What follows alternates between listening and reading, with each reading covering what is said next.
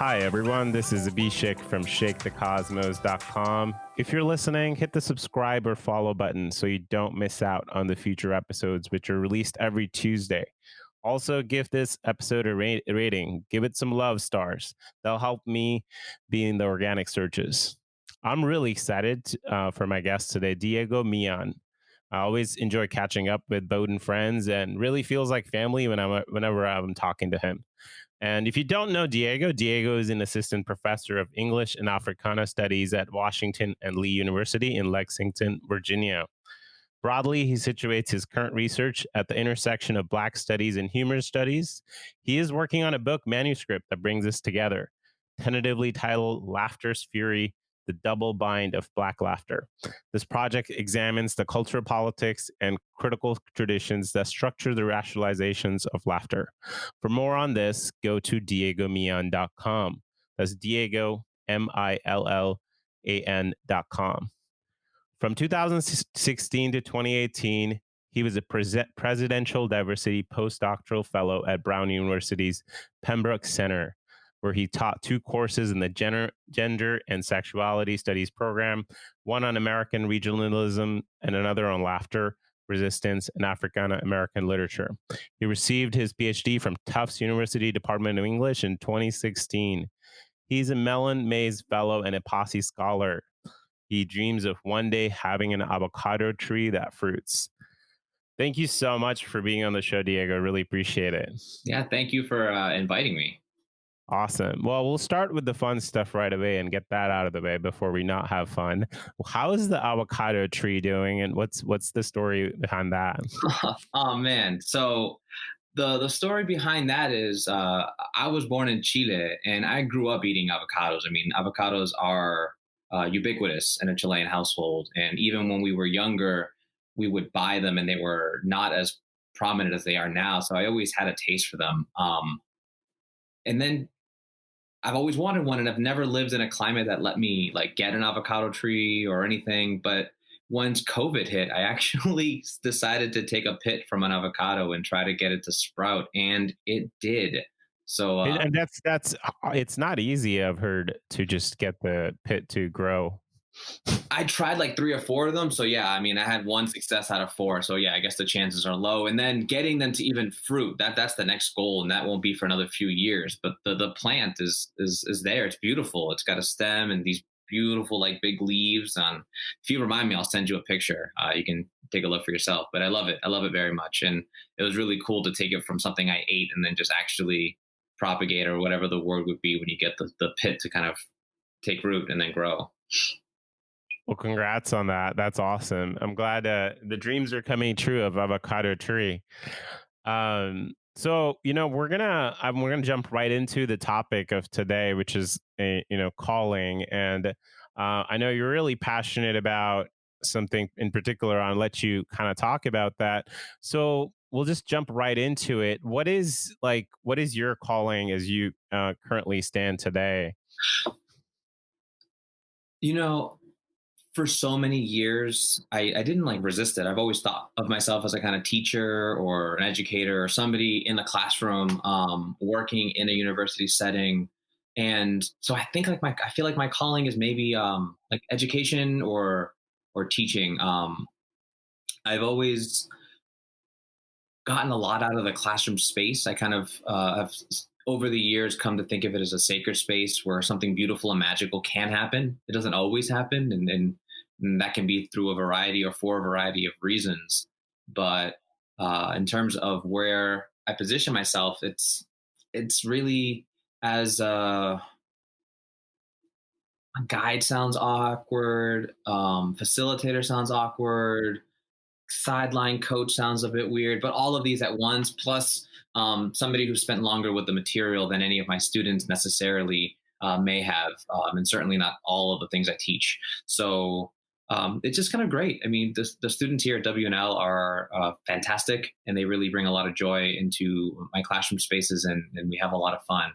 But yeah, slowly but surely, I think I've come to the realization that my calling is kind of teaching. And I trace it all the way back to our time at Bowdoin, when you're in those classes and your professor's like, one of the assignments is going to be that you're going to lead discussion for like 10 or 15 minutes, and I loved it.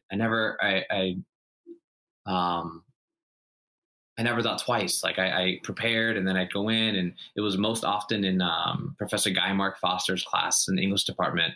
He'd have us do this, and at the end, he'd just be like, "Whoa, like that was cool," and I just felt like, yeah.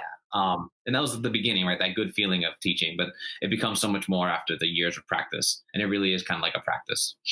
That's awesome. And I like how you're talking about different things, calling being the teaching, but then you're going through these labels. Oh, what about being a guide or coach? Or I feel like, we sometimes it's hard to put a label on what type of role accomplishes the calling. And like, um, like did you kind of like there's so many things you can focus on, like were you finding that this is something you were just doing naturally and effortlessly that Uh, I want to say no. I want to say no only because growing up, I was always a kind of quiet, self conscious person who was like worried about being seen. And in many ways, that's still true. I sometimes jokingly tell my students, like, don't look at me up here. Like, let's just talk to each other. Forget that I'm up here because I don't want to remember that I'm up here. I want to be here talking with you. And so the things that we think about, like the presence that it takes to be in a classroom, I'm not sure I always have. And I know that personality wise, I didn't always have it. So the challenges of literally being in the classroom have followed me. And at the same time, I love it when it's working out nicely. Like it's like a vibe, and you can really kind of float along with the students.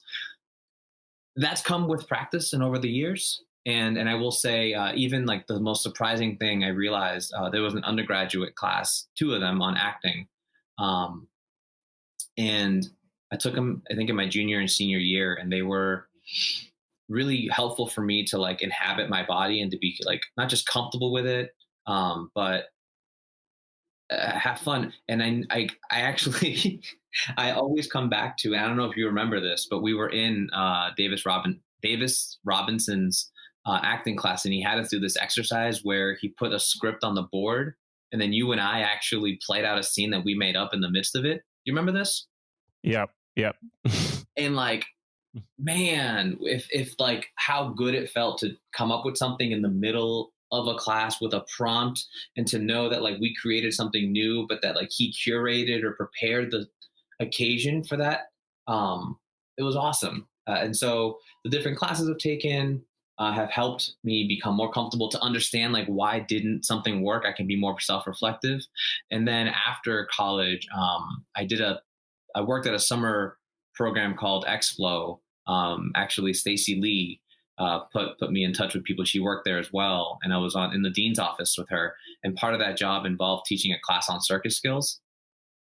And so by then I was already in grad school. I already knew that I had this kind of future ahead of me, but I got to teach something that was totally off topic. It wasn't literary. It was with like middle school students, uh, and to teach something like circus skills, like juggling and face painting, and to some extent fire breathing, was really cool. And to find ways of teaching that aren't traditional, let me stand in front of you and tell you, but instead let me actually make an experience that'll be memorable and stick. All these lessons kind of add up over the time. Wow. Yeah, That's that's amazing. And hearing about, I appreciate you sharing like the type of work you're having to do to make your calling go forward, and sharing that vulnerability with your students, like what things you're working on. What is that like? Does that um what is that experience like, sharing with them? I think it helps. I mean, I think honestly, I think as I said, the classroom space is the sacred space of not just vulnerability, but openness, willingness to perhaps abandon something you held on as truth, and to take on not even a new truth, but just the belief that like, okay, what I knew doesn't have to be the only thing. Um, Part of building that trust where we can all do that is just coming in. And admitting even the limitations, right? I can say something as silly as, "Oh, I'm self-conscious and I don't always want to be looked at. That's true, and it's also a little silly because I'm there and I am being looked at, and I got dressed the day because I knew I'd be in front of a classroom. But it's also, I think, even more captured when those moments where you say something like, "I'm not really sure what's going on here." Right? Because they think, oh, the professor should always know everything. And I'm like, absolutely not. Like, you have questions, you bring in curiosity, you're experiencing the world right now alongside all of us. And it sounds hokey sometimes. I say it sounds hokey, but I do believe these things. And you bring questions, and your perspectives are honestly getting us all to look at this. Often it's a text or like a story or a material that we're looking at for the day. We're all looking at it differently. So there are times when I have to say, huh, I haven't thought about that. And it's true. And so to kind of humble yourself in a way that isn't a performance of mastery, because I think teaching, if you are caught up in trying to be in charge of everything, it's the quickest way to have the class devolve. Wow. If I may go, kind of take a leap here, like it almost feels like you've got your own flavor of teaching, where there's improv as part of that, where it's very, I haven't been a student in your class, but it sounds like a really fun class to be part of. Improv is a good word for it. Improv in the truest sense of it, where you're back and forth with what's happening and you're kind of riding in the moment. Absolutely. There are times where I literally am like frantically writing notes, being like, wow, I never thought of something like this before. And it might be really useful in research or writing, or even when I teach it in the future, being like, last time I taught this, so and so said this. Wow. And what about like some of the other people in your life, like friends or family or others? How did they support you in kind of pursuing your calling? They're going to watch this, aren't they? They're going to see this. My family, friends, insofar as they are family and friends, I think by definition are supportive of you, right? And as people become less supportive, they somehow become less friendly or less family like. So friends and family have supported me. I think there's always been a little confusion. Um, and I don't know if it's and by confusion I mean like, oh, Boston has a ton of schools, why aren't you just working in Boston, which is to say, why aren't you living near the family, for instance? Or this doesn't come as much from my best friends, but even the question of like, oh, are you looking to teach there? Part of that comes from just not entirely knowing the academic job market, things like tenure track and all these um, difficulties that are produced by this profession.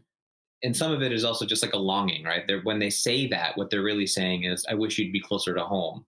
And so sometimes we talk around the thing we really want to say. So when I hear that, I go, there's a misunderstanding, but also I love you also, which is nice. So they've been supportive in expressing um, their care and their attention to me. Um, and yeah, I mean, some of my best friends have some really great curious questions, whether about the research or about like the job trajectory. And it's always nice to kind of walk through that with them so we can imagine what our futures look like together, even if we're thousands of miles apart. Yeah, I appreciate that you sharing your approach as well. I mean, I can imagine others being in similar situations where family members or it's just things can coexist while the things are happening as well. So, and with the COVID and stuff, and are you having to change some of the things you're doing, and or how has it shaped things for you? Oh man, honestly, this is a huge answer, so I'm going to try and break it up a little bit, and feel free to interrupt me because this is our conversation too, and I want to enjoy both of us here in this moment. Eh, COVID's been very difficult for a lot of people. And I think when you and I talked about this a little bit ahead of this recording, when I was thinking about, how it's affected many people who have devoted their lives to doing various things, whether it be working in medicine or working in a classroom, or if you work in a restaurant, you've taken your time and honed a particular set of skills, that this pandemic has like radically altered your ability to do so. And I've reflected a lot on that. Um, just because we take our lives seriously, all of us, of course, and we devote our energies towards something, and then we do so imagining what the next 10, 15 years might look like, right? We don't know where we'll be exactly, but we know what we'll be doing. And suddenly we were all asked simultaneously to rethink it. And to get back to your previous question, we had each other to ask, but we also together didn't know. So it was like a kind of collective moment of being like, how do we go forward? So there was that element of it. Um, my now wife, my spouse Emily, and I, tongue in cheek, have said that at the very least, COVID has helped us because she's a professor in Louisiana. And so we've been living long distance. I'm in Virginia. And so when COVID started to take really root in March, it meant that I could go down, and we moved her out of Louisiana. She's on sabbatical this year. And so in some ways, it Mm. allowed me to bring some family closer, right? Yeah. And Uh, it's interesting to hear you kind of process this as well. And you mentioned that you've self-reflected on this quite a bit. That you've self-reflected on this change. um, I wonder if that's sort of a step people kind of have to take, just pause and think about what's going on. And of course, that's very interesting. you know, I I think so, right? I hear you say like people should take a pause and reflect. And then I immediately also think that that's a luxury that not everybody honestly has, the ability to slow down. We live in a moment where our work, our livelihoods are like collapsing into one another. Or I should say, our work is our livelihood, but our work is collapsing into our living. I mean, quite literally, for many of us who have brought work home, but others who have been essential the whole way through and who have had no choice but to go out into work, and to potentially bring that pandemic back. So there's been like a real serious collapsing, and we've had to reconcile with that. Uh, Absolutely. So understanding that a pause is not always possible, but that it might be really helpful and necessary, especially as we're making this turn to kind of mental health concerns around the pandemic. Um, Yeah, and I agree. I mean, with the pause, I agree with you, and I think also that there's a financial component, which is you pause for too long, you might not be able to pay your rent, and that is a real situation as well. So, um, that's yeah. I guess I hadn't thought about that too. Like somebody's pursuing their calling, and especially I feel like in the artist realm, maybe kind of the income goes away and then really have to think about it. Yeah, I know some artists, and I will speculate on some others. So if you're listening and I get this totally wrong, I do apologize. But I know, especially if you're creating art and you're trying to put something into the world, often it comes with another kind of job to supplement your income, and those kind of jobs might be, for instance, if they are in service, would have been severely affected. So not only is your livelihood the thing that makes your ability to create art affected. But even when you're stepping into the world, it'd be very difficult. Um, and for me, it is really difficult to imagine having to go out into this and not being just very, very upset all the time about it. And this is beside or to the side of whether or not individuals choose to wear masks or not, right? Wear masks, please. But even just the idea that to live, you need to go put yourself in danger, and there isn't a genuine recognition of it. At most, pander. And then to have to hold that for me would be frustration, and then turn and have to create art. I don't know what's going to happen in the next 15 years in terms of the art that's created, and that I look, I don't know, but yeah, I, it's I tough. appreciate that. I appreciate you mentioning the sort of the mental health component in this whole thing. I mean, um, yeah, I wonder how that looks like kind of living with that. Maybe I'll put the word high stress levels for a period of time. Man, Um, yeah. yeah. I think I might have cut you off, and I'm sorry it clipped away audio wise, but I will say that living with high stress would, I'm seeing it firsthand, and this gets back to your original question too, which is how this is affected, um, how I do what I do, and I see it in my students, right? I see it in my colleagues. I see it in myself, for sure. So having to adjust, I think having to reflect on why it is we do what we do, has been helpful for me. So if that means reducing, reading load to get to the heart of what we're trying to discuss, if it means reconsidering assignments or the weight we put on them, if it means taking something off the docket, like we're halfway through our term right now, and I'd say uh, I have maybe either reduced expectations or lightened deadlines, just so that there's little more breathing room, to come back to this idea of a pause for students to even um, collect themselves, reconsider what's next, because it's very difficult. And you know, as far as I can tell from my looking up and around, we're doing okay on campus in terms of numbers. I don't know how it compares, but it feels like we're doing okay, at least some days.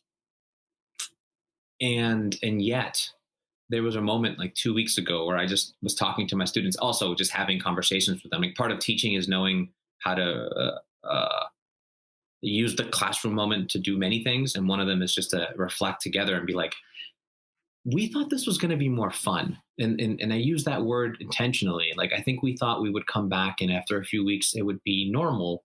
And suddenly there was a moment 3, 5 weeks in where it was like, we're working really hard to keep our numbers down, to stay at this level, which is, safe, masked up, distanced, less fun. And everyone was like, yeah, I didn't think it was going to be exactly this. And so we're like renegotiating our expectations a little bit. And it's been helpful. This week was, I think, energetically a little better. We're maybe through midterms, but Yeah, so I mean, I think it's interesting, this renegotiation of expectation. What does that look like in practically speaking? I mean, I totally see that. Like, oh yeah, expecting this to be over in October. Oh, guess not. Okay, November. But then, yeah, what helps with sort of this renegotiation piece? man, you tell me. What helps? Well, You you know, know what? go Yeah, ahead. go ahead. I'll start. Yeah, I mean, I think, I would say with communication, like you were saying, like you're always, as a professor, you're always communicating with with your students and having those check-ins. Absolutely. Communication. Uh, I'm not sure if there's a term for this, but when you find an activity that gets your mind outside of itself.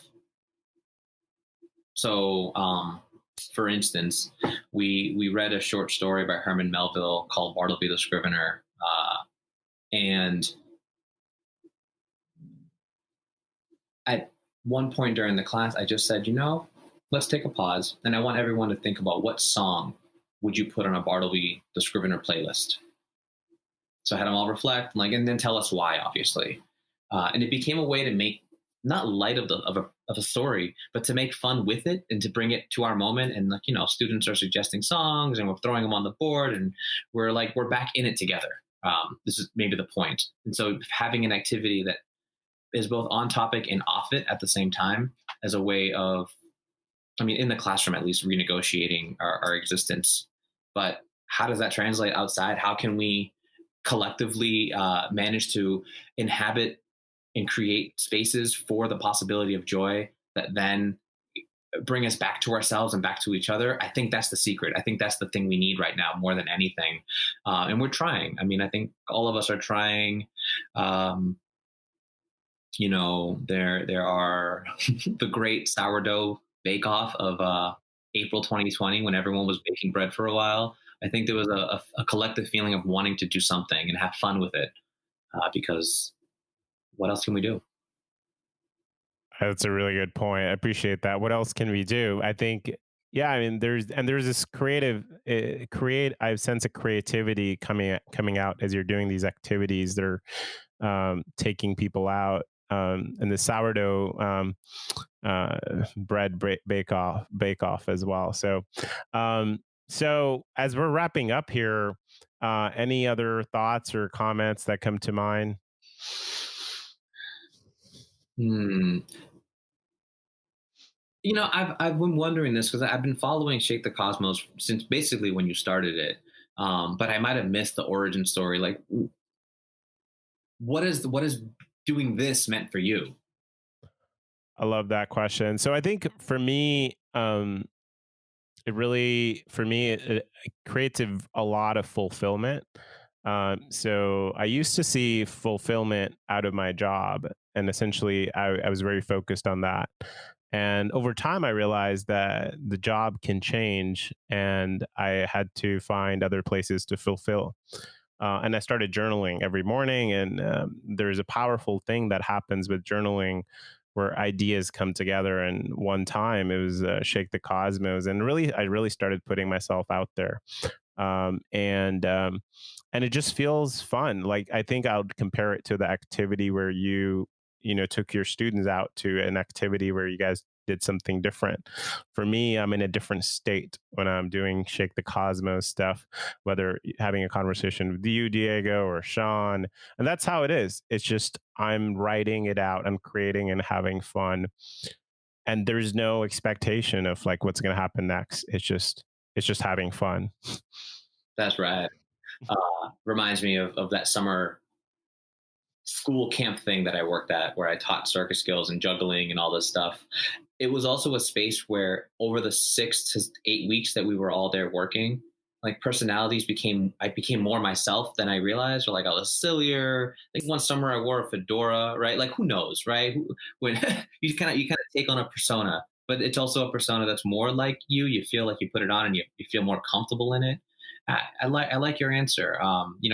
We talked last. You similarly had on an awesome patterned shirt, um, and I like this Abhishek. I've known you for gosh, almost 15 years now.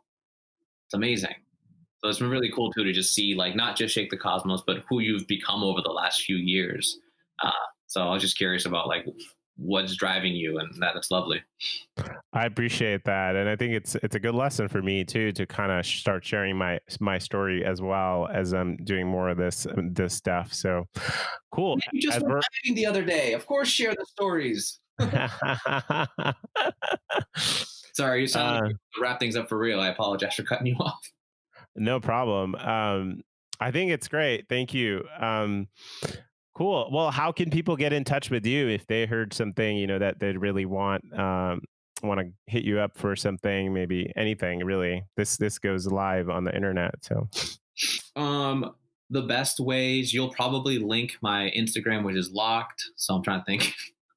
They can find me on Twitter at Laughter's Fury, just like it sounds. Took it from the book title that I'm working on, and you can email me at dmillan@wlu.edu.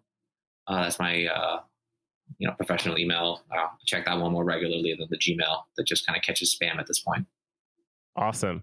Well, I'll be sure to, if you're listening, check out the podcast description. The email's in there, and so get in touch with Diego. And thank you so much for sharing your calling and what you're having to adapt, and really sharing your story. Thanks, Diego. Thanks, Abhishek, man. See you soon. Hey everyone, thank you for listening. Please hit the subscribe button. We'll be back next week